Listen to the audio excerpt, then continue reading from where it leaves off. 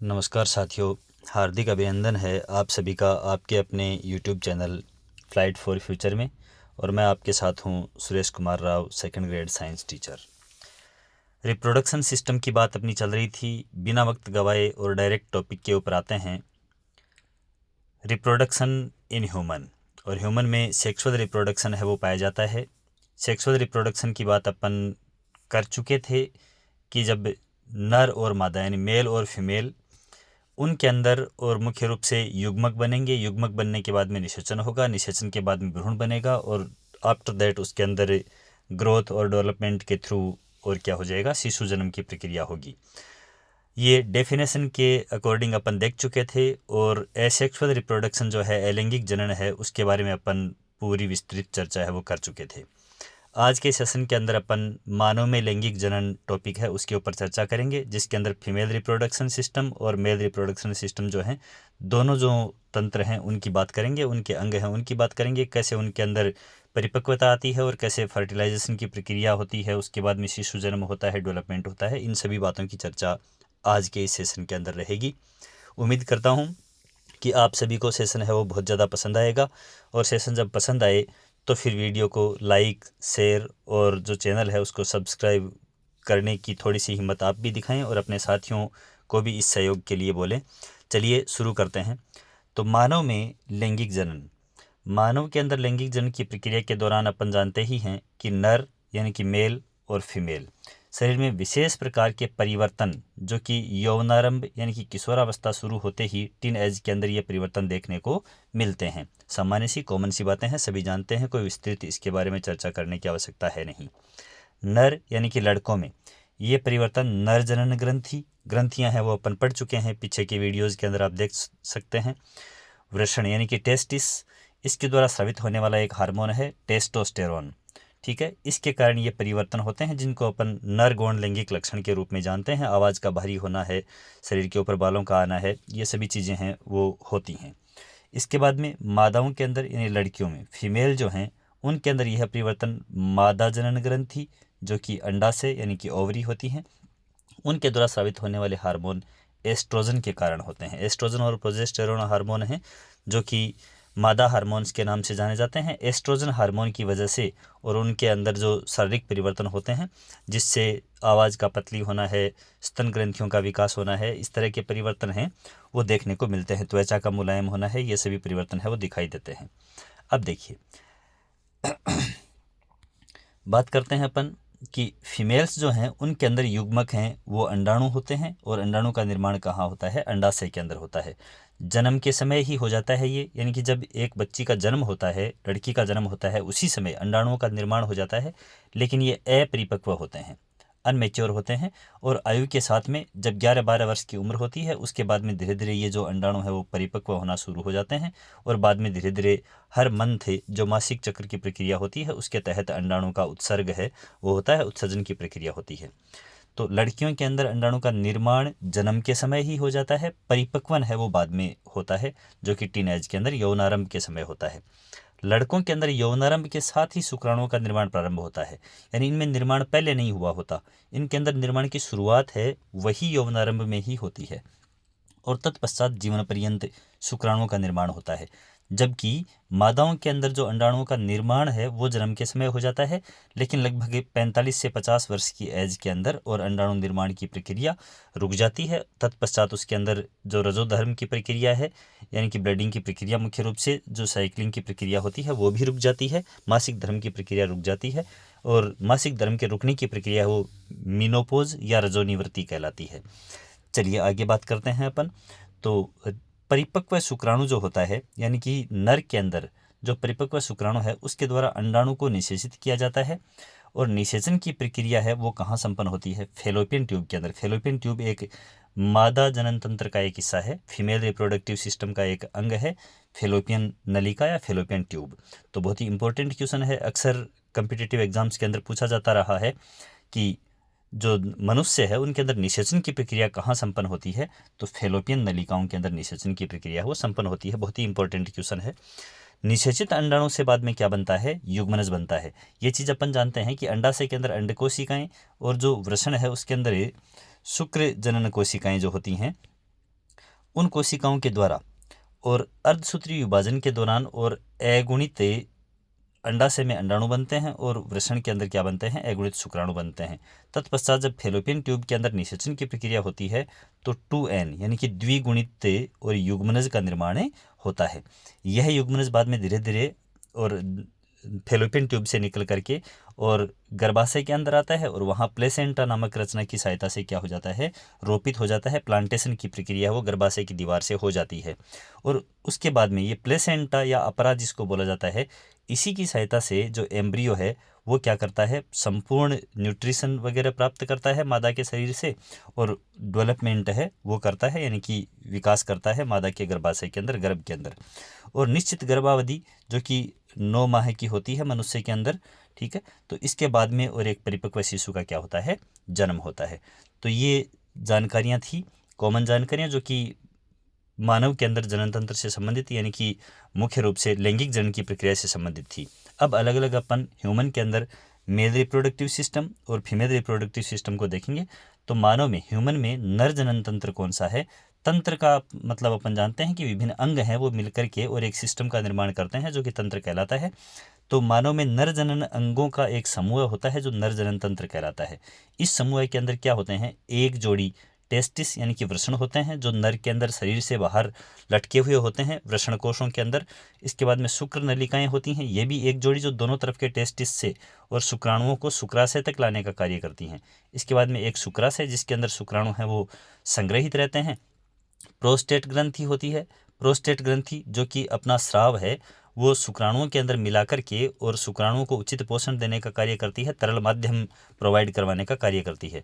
और उसके बाद में पेनिस यानी कि शिश्न होता है जो कि मूत्र जनन अंग के रूप में नर के अंदर पाया जाता है और इसी के द्वारा शुक्राणु है वो मादाओं की वेजाइना के थ्रू और उत्सर्ग करवा दिया जाता है, मादा शरीर के अंदर प्रविष्ट करवा दिए जाते हैं। तो ये मुख्य रूप से जो अंग हैं जिनकी चर्चा अपन ने करी यहाँ पर, वृषण एक जोड़ी, शुक्र नलिकाएं एक जोड़ी, शुक्राशय एक, प्रोस्टेट ग्रंथि और उसके बाद में पेनिस यानी कि शिश्न, ये सभी अंग हैं वो मिलकर के क्या करते हैं, मेल रिप्रोडक्टिव सिस्टम को बनाते हैं। तो पूछे जाते हैं क्वेश्चन ये भी कि कुछ अंग दे दिए जाते हैं, 4 ऑप्शन है उनमें से 3 अंग हैं वो फीमेल रिप्रोडक्टिव सिस्टम के दे दिए और कोई सा एक है वो मेल रिप्रोडक्टिव सिस्टम का दे दिया और फिर पूछता है उनमें से कौन सा मेल रिप्रोडक्टिव सिस्टम यानी नर जनन तंत्र का अंग है। इसी प्रकार का क्वेश्चन है वो मादा जनन अंगों से संबंधित भी पूछा जा सकता है। अब देखिए ये जो मेल रिप्रोडक्टिव सिस्टम है उसका डायग्राम अगर अपन देखें तो यहाँ पर देखिए ये नर के शरीर के अंदर और शरीर से बाहर जो अपने उदर है उससे नीचे बाहर की ओर लटके हुए और 2 वृषण हैं वो पाए जाते हैं, एक जोड़ी वृषण पाए जाते हैं जो कि वृषण कोषों के अंदर सुरक्षित रहते हैं। ये वृषण कोष हैं जो 2 होते हैं अलग अलग, ये साइड डायग्राम है, साइड से लिया हुआ है व्यू है तो उसके अकॉर्डिंग ये जैसे एक टेस्टिस यहाँ दिख रहा है और एक ये इसके पीछे की तरफ यूँ इस प्रकार से है। इसके बाद में दोनों तरफ से ही ये शुक्र नलिकाएं निकलती हैं, एक ये है और एक इसके पीछे से इस प्रकार से शुक्र नलिका निकलती है जो कि लाकर के और शुक्राणुओं को कहाँ इकट्ठा करती हैं, इस शुक्राशय के अंदर इकट्ठा करती हैं।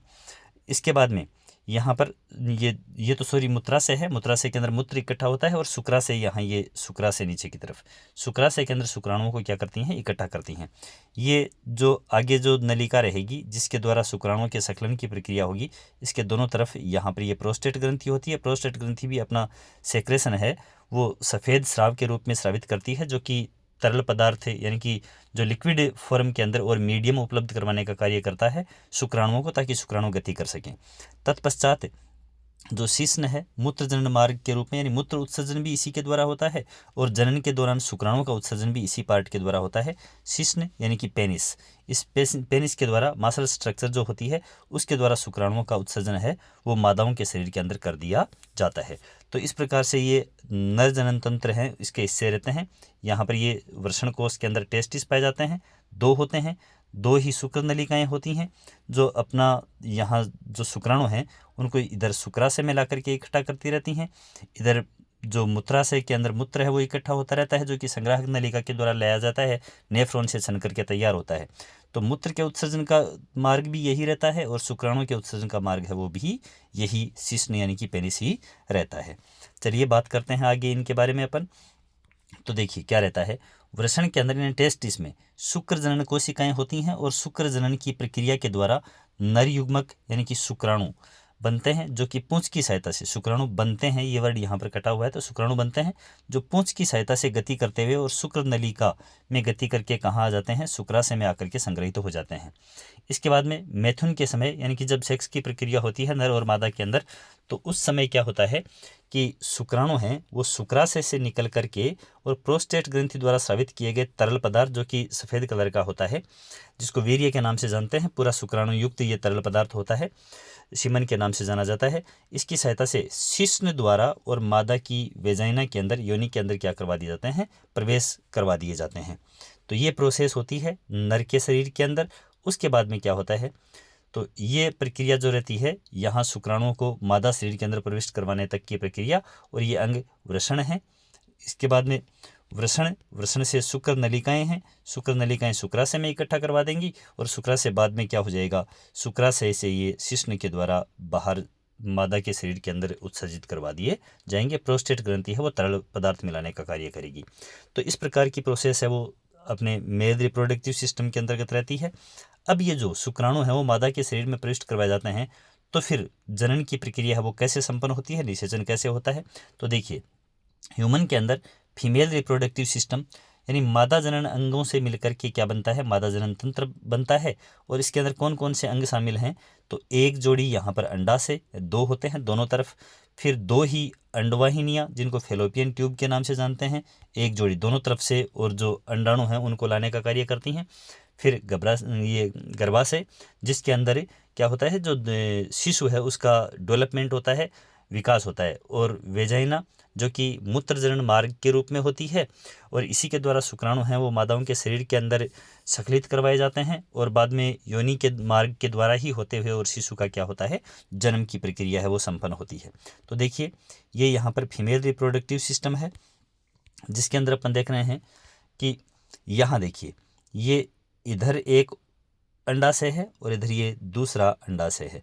इस अंडाशय के ऊपर से ये फेलोपियन ट्यूब लगी हुई हैं, दोनों फेलोपियन ट्यूब हैं, ठीक है। और इन फेलोपियन ट्यूब से क्या होता है कि यहाँ पर यूँ ऐसे उभार से होते हैं अंदर, तो इधर से अंडाणु आकर के यहाँ रुक जाते हैं, और ये जो नर के द्वारा शुक्राणु हैं वो मादाओं की योनि के अंदर संकलित करवा दिए जाते हैं। अब ये शुक्राणु पूंछ की सहायता से गति करते हुए और यहाँ फेलोपियन ट्यूब में पहुँच जाते हैं। यहाँ फेलोपियन ट्यूब के अंदर ही फर्टिलाइजेशन की प्रक्रिया होती है, और आफ्टर फर्टिलाइजेशन यह जो युग्मनज बन जाता है, अंडाणु और शुक्राणु अगुणित होते हैं, उनके निषेचन की प्रक्रिया के दौरान और द्विगुणित युग्मनज बन जाता है। ये फिर गर्भाशय के अंदर आकर के और यहाँ गर्भाशय की दीवार से प्लेसेंटा नामक स्ट्रक्चर के द्वारा क्या हो जाता है, रुक जाता है। और इस गर्भाशय के अंदर ही बाद में क्या होता है, संपूर्ण परिपक्वन की प्रक्रिया है, भ्रूण के वृद्धि काल की प्रक्रिया है, यानी कि गर्भ काल के दौरान संपूर्ण प्रक्रिया वो संपन्न होती है। तत्पश्चात योनि मार्ग से होते हुए ही शिशु का जन्म होता है। तो ये प्रोसेस रहता है। देखिए क्या रहेगा यहाँ पर, अंडाशय के अंदर अंडाणु का निर्माण, ये तो जन्म के समय ही हो चुका होता है, परिपक्वन की प्रक्रिया होती है। उसके बाद में अंडाशय से निकल करके ये अंडाणु है वो कहाँ आएगा, फेलोपियन ट्यूब के अंदर आ जाएगा।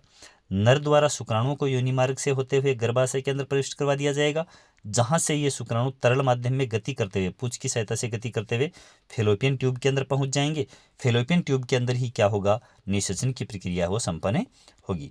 फेलोपियन नलिका में अंडाणु व शुक्राणु का क्या होता है, संलयन होता है, जिसे फर्टिलाइजेशन यानी कि निषेचन की प्रक्रिया कहा जाता है। निषेचन के अंदर द्विगुणित युग्मनज का निर्माण, क्योंकि इससे पहले अंडाणु भी अगुणित था और शुक्राणु भी अगुणित था, जो अर्धसूत्री विभाजन के दौरान बने थे अंडजनन और शुक्रजनन की प्रक्रिया के थ्रू। अब जब निषेचन की प्रक्रिया हुई तो द्विगुणित युग्मनज का निर्माण हुआ। इसमें बाद में क्या होता है, ग्रोथ एंड जो सेल डिविजन्स होते रहते हैं, और कोशिका विभाजन एवं वृद्धि के दौरान और भ्रूण का निर्माण होता है, और भ्रूण के अंदर डेवलपमेंट की प्रक्रिया होती है। ये जो भ्रूण है, एम्ब्रियो है, ये एक नलिका सदृश स्ट्रक्चर के द्वारा, जिसको प्लेसेंटा कहा जाता है, इसके द्वारा गर्भाशय की दीवार से यानी इसकी भित्ति के अंदर क्या हो जाता है, रोपित हो जाता है। प्लेसेंटा के द्वारा ही ये संपूर्ण पोषण वगैरह करता है। तो देखिए आगे देखते हैं अपन, प्लेसेंटा जो है या अपरा जिसको बोलते हैं हिंदी में, इसी की सहायता से ये मादा के गर्भाशय से इसके अंदर स्थित भ्रूण है वो पोषक पदार्थ ग्रहण करता है और जो उत्सर्जित पदार्थ भी इसके अंदर बनते हैं वो मादा के रुधिर के अंदर ये त्याग देता है और बाद में जो मादा का उत्सर्जन तंत्र है उसके थ्रू उत्सर्जन की प्रक्रिया वो संपन्न हो जाती है। तो आगे देखिएगा इसके अंदर क्या प्रक्रिया है कि मादा में अंडाशय के द्वारा प्रतिमा है, ये बात पहले बताई जा चुकी है, एक परिपक्व अंडाणु का उत्सर्जन किया जाता है। यदि यह अंडाणु शुक्राणु के द्वारा निषेचित नहीं किया जाता, निषेचन है वो तो तभी होगा ना जब शिशु जन्म की प्रक्रिया, यानी कि जब जो मेल और फीमेल हैं वो रिप्रोडक्शन के लिए यानी कि संतानोत्पत्ति के लिए तैयार हैं, तब निषेचन की प्रक्रिया है वो संपन्न करवाई जाएगी। इससे पहले यदि अंडाणु है उसका शुक्राणु के द्वारा निषेचन नहीं होता तो फिर क्या होता है कि अंडाशय की आंतरिक भित्ति, अंदर की जो दीवारें हैं उनकी सेल्स हैं वो टूट करके ब्लड के साथ उत्सर्जित होती हैं, जो योनि मार्ग से होते हुए रक्तस्राव के रूप में शरीर से बाहर उत्सर्जित होती हैं। और ये प्रक्रिया क्या कहलाती है, रजोधर्म या फिर ऋतुस्राव कहलाती है, मेंस्ट्रुएशन साइकिल कहलाती है, जिसके तहत और प्रत्येक माह लगभग 27 से 28 दिन की अवधि के बाद और इसकी पुनरावृत्ति होती है। तो यह प्रक्रिया रजोधर्म या रजोदर्शन के नाम से जानी जाती है और यह तब होती है जब अंडाणु का शुक्राणु द्वारा निषेचन नहीं किया जाता। अगर निषेचन हो जाता है तो फिर तो भ्रूण बन जाएगा और वो ही 9 मंथ की जो अवधि है उसके बाद में शिशु जन्म की प्रक्रिया होगी। लेकिन अगर निषेचन की प्रक्रिया नहीं होती है तो फिर हर महीने अंडाणु का उत्सर्जन तो किया जाएगा और वह अंडाणु बिना निषेचन के ही, और गर्भाशय की दीवारें, अब गर्भाशय की दीवारें हैं वो टूट करके क्यों निकलेंगी, क्योंकि गर्भाशय की जो भित्ति है वो तो हर महीने है वो शिशु के यानी कि भ्रूण के रोपण के लिए, प्लेसेंटा द्वारा रोपण के लिए तैयार होती है। अब अगर रोपण नहीं होता है तो फिर वो जो भित्ति है उसकी जो कोशिकाएं हैं वो कोई काम की नहीं रह जाती हैं, इसलिए वो कोशिकाएं बाद में क्या हो जाती हैं, टूट टूट करके उत्सर्जित होती हैं, जिसको ऋतुस्राव के रूप में जाना जाता है। तो इसकी पुनरावृत्ति है वो 28 से 30 दिन बाद होती है, 28 से 30 दिन बाद दोबारा होती है। और जब एक बार स्टार्टिंग हो जाती है तो ये 2 से लेकर के 5 दिन तक, और अलग अलग मादाओं के अंदर इसकी अवधि है उसमें थोड़ा बहुत वेरिएशन है वो देखने को मिल सकता है, लेकिन सामान्य तौर पर जो एवरेज अवधि है वो यही देखी जाती है। इसके बाद में बात करते हैं जनन स्वास्थ्य की, यानी कि ये अपन मेल रिप्रोडक्टिव सिस्टम और फीमेल रिप्रोडक्टिव सिस्टम देख चुके हैं। अब इनके तहत शिशु जन्म की प्रक्रिया संपन्न होती है। अब किस समय शिशु जन्म करना है, मतलब कि संतानोत्पत्ति करनी है, किस समय नहीं करनी है, इन सभी की जानकारी है वही क्या कहलाती है, जनन स्वास्थ्य कहलाती है, रिप्रोडक्टिव हेल्थ कहलाती है, जिसके बारे में जागरूकता का होना बहुत ज़्यादा नितांत आवश्यक है। तो मानव के अंदर क्या होता है, मानव में नर तथा मादा शरीर में अंडाणु तथा शुक्राणु के परिपक्वन होने के बाद निषेचन संभव है। यानी कि जब अपन यूँ कहते हैं कि जो फीमेल्स हैं उनके अंदर तो 12-13 वर्ष की उम्र के अंदर, मुश्किल से 12-13 वर्ष यानी 11 वर्ष की उम्र के बाद ही, और जो मेल हैं उनके अंदर 12 से 13 वर्ष की उम्र के अंदर निषेचन के लिए तो वो तैयार हो जाते हैं, परंतु वो शिशु जन्म के लिए तैयार नहीं है। यानी कि ना तो शारीरिक रूप से, केवल वो जननिक दृष्टि से, रिप्रोडक्टिव नज़रिए से देखा जाए तब तो उनके अंदर जो नर और मादा जनन ग्रंथियां हैं वो परिपक्व हो चुकी हैं, वो अंडाणु और शुक्राणु निर्माण करना स्टार्ट कर चुकी हैं। लेकिन शरीर के अंदर एक शिशु के जन्म होने के लिए, और शरीर है उसका डेवलपमेंट है, मादा के शरीर का डेवलपमेंट है वो भी आवश्यक है, और उनका मानसिक रूप से, उनका आर्थिक रूप से, हर तरीके से और डेवलपमेंट है वो ज़रूरी है एक माता पिता के रूप में आगे भावी जीवन में भूमिका निभाने के लिए। तो इनका शरीर है वो पूर्ण रूप से विकसित नहीं होता है, अतः जनन की प्रक्रिया पूर्णतः शारीरिक एवं मानसिक रूप से क्या नहीं होती है, अगर तैयार नहीं होती है तो फिर जनन की प्रक्रिया को नहीं अपनाया जाना चाहिए। और अगर ये शारीरिक और मानसिक विकास हो जाता है तो इस शारीरिक मानसिक परिपक्वता के बाद ही जनन की प्रक्रिया है वो अपनाई जानी चाहिए। जनन अंगों तथा जनन की प्रक्रिया की संपूर्ण जानकारी रखते हुए विवेकपूर्ण जनन प्रक्रिया अपनाना ही क्या है, जनन स्वास्थ्य है। यानी कि किस प्रकार से नर जनन तंत्र के अंग हैं वो काम करते हैं, किस प्रकार से मादा जनन तंत्र के अंग काम करते हैं, किस समय जनन की प्रक्रिया अपनाई जानी चाहिए, यानी संतानोत्पत्ति के लिए मानसिक शारीरिक रूप से तैयार होने के बाद अपनाई जानी चाहिए, इन सभी की जानकारी, उचित जानकारी होना और विवेकपूर्ण जो प्रक्रिया है उसको प्रोसेस में लाना ही क्या है, जनन स्वास्थ्य है। तो ये इन चीज़ों के ऊपर ध्यान देना बहुत ही आवश्यक है। इसके बाद में अपन बात करते हैं तो संतान उत्पत्ति को नियंत्रित करने के लिए, मान लीजिए कि आफ्टर मैरिज और संतान उत्पत्ति है, उसके अंदर कुछ जैसे नर और मादा हैं वो गैप देना चाहते हैं कुछ समय बाद में, या फिर अपन यूँ माने कि दो संतानों के बीच में उचित गैप रखना चाहते हैं, तो उसको रखने के लिए गर्भ निरोधक युक्तियाँ जो हैं वो अपनाई जा सकती हैं, जिसके लिए नर द्वारा के मैथुन के समय क्या होता है, कंडोम का उपयोग किया जा सकता है। मादा योनि के अंदर भी लूप लगाया जा सकता है, या फिर कॉपर टी जैसी युक्तियाँ आती हैं जो कि गर्भ धारण से बचाती हैं, तो ये भी जनन स्वास्थ्य के अंतर्गत आती हैं, ध्यान रखा जा सकता है। विभिन्न हार्मोन नियंत्रक कुछ रासायनिक यानी कि पिल्स वगैरह आती हैं, टेबलेट आती हैं जो कि गर्भ निरोधन में सहायक होती हैं, अर्थात ये भी अंडाणु और शुक्राणु के निषेचन की प्रक्रिया को क्या करती हैं, रोकती हैं, और इससे निषेचन की प्रक्रिया संपन्न नहीं होगी और गर्भ धारण से बचा जा सकता है। यौन संबंध है वो विश्वसनीय एवं जीवन साथी के साथ ही स्थापित करने चाहिए। असुरक्षित यौन संबंध से विभिन्न प्रकार के जीवाणुओं का, विषाणुओं का, ठीक है, जीवाणुजनित रोग हैं, सिफिलिस और गोनेरिया रोग हो सकते हैं। विषाणुजनित वायरस जनित रोगों के अंदर मस्सा या फिर HIV एड्स जो कि प्रमुखता से जो असुरक्षित यौन संबंधों के द्वारा होता है, तो यह जागरूकता है वो भी नर और मादा दोनों को ही अपनानी चाहिए, एक विश्वसनीय साथी के साथ में ही, और जो लैंगिक संबंध हैं वो बनाने चाहिए। और लैंगिक संबंध बनाते समय कॉन्डोम का उपयोग है वो भी यहाँ पर एक उचित जरिया है बचने का। तो एड्स, HIV एक इस प्रकार का रोग है, या यूं कह सकते हैं यौन संक्रमित रोग हैं वो इसी प्रकार से हैं जिनसे जो एक तरह से बचाव है वही उपाय है सुरक्षा रखने का, मुख्य रूप से इनसे बचने का। तो आगे देखिए इसके अंदर क्या है कि जनन की प्रक्रिया है वो पूर्णतः अवरुद्ध करने के लिए, यानी कि मान लीजिए कि नर और मादा जो हैं उनके अंदर संतानोत्पत्ति की प्रक्रिया है वो कंप्लीट हो जाने के बाद में, या फिर उनके मानसिक रूप से इसके लिए वो प्रिपेयर हो जाएं, तैयार हो जाएं कि अब उन्हें संतानोत्पत्ति है वो नहीं करनी इन फ्यूचर, तो फिर वो क्या कर सकते हैं, पुरुषों के अंदर भी नसबंदी करवाई जा सकती है, जिसमें शुक्र नलिका जो होती है उसको अवरुद्ध कर दिया जाता है। तो वृषण के अंदर जो बनने वाले शुक्राणु हैं वो फिर आगे शुक्राशय तक पहुँचेंगे ही नहीं और आगे उनका उत्सर्जन नहीं होगा। और जो फीमेल्स हैं उनके अंदर भी फेलोपियन ट्यूब को काट करके अवरुद्ध कर दिया जाएगा, तो जो अंडाणु बनेंगे अंडाशय के अंदर वो भी फेलोपियन ट्यूब से आगे नहीं आ पाएंगे, और जो शुक्राणु और अंडाणु हैं उनके निषेचन की प्रक्रिया वो संपन्न नहीं होगी। तो इस प्रकार से जननिक स्वास्थ्य है उसको ध्यान में रखा जा सकता है। यहाँ पर एड्स का पूरा नाम लिखा जाना था, तो एक्वायर्ड इम्यूनोडेफिशिएंसी सिंड्रोम है, एक्वायर्ड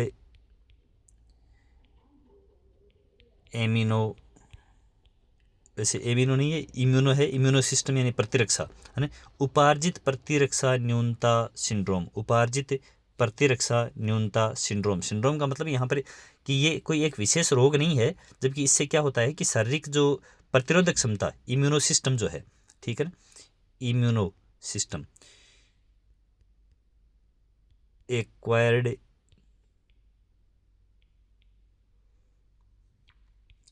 इम्यूनो डेफिशिएंसी सिंड्रोम, ठीक है। तो इसके अंदर क्या हो जाता है कि जो प्रतिरक्षा है वो कम हो जाती है, इम्यूनो सिस्टम है वो वीक हो जाता है। बाद में कोई भी अगर बीमारी होती है तो उस बीमारी से शरीर का जो इम्यूनो सिस्टम है वो उससे संघर्ष नहीं कर पाता, उसको रोग को फैलने से रोक नहीं पाता है, इम्यूनो सिस्टम है वो कमज़ोर हो जाता है। तो इस प्रकार का ये जो HIV एड्स है वो रोग रहता है। तो ये था मनुष्य के अंदर रिप्रोडक्शन, यानी कि किस प्रकार से ह्यूमन में रिप्रोडक्टिव सिस्टम है वो वर्क करता है, किस प्रकार से मेल रिप्रोडक्टिव सिस्टम होता है, किस प्रकार से फीमेल रिप्रोडक्टिव सिस्टम होता है, ये संपूर्ण प्रक्रिया है वो कंप्लीट हुई। तो इस प्रकार से 3 वीडियोज़ के अंदर, 3 ही कक्षाओं के अंदर जो जनन तंत्र की प्रक्रिया है, अलग अलग प्रकार के जीवों के अंदर अलैंगिक जनन की प्रक्रियाएं हैं वो भी अपन ने देखी, एग्जाम्पल्स वगैरह देखे। और उसके बाद में अपन ने लैंगिक जनन के तहत जो प्लांट्स हैं उनके अंदर किस प्रकार से फ्लावर है उसकी स्ट्रक्चर रहती है, किस प्रकार से उसके अंदर निषेचन की प्रक्रिया होती है, किस प्रकार से बीज बनता है और अंकुरण के तहत पादप बनता है, फिर ह्यूमन के अंदर किस प्रकार से रिप्रोडक्शन सिस्टम है वो काम करता है, ये सभी अपन ने देखी। उम्मीद करता हूँ आपको वीडियोज़ हैं बहुत पसंद आ रहे होंगे और आपकी तैयारी के अंदर बहुत ही ज़्यादा कारगर साबित हो रहे होंगे। इन्हीं शुभकामनाओं के साथ और इन्हीं उम्मीदों के साथ आप सभी का वीडियो पर बने रहने के लिए धन्यवाद।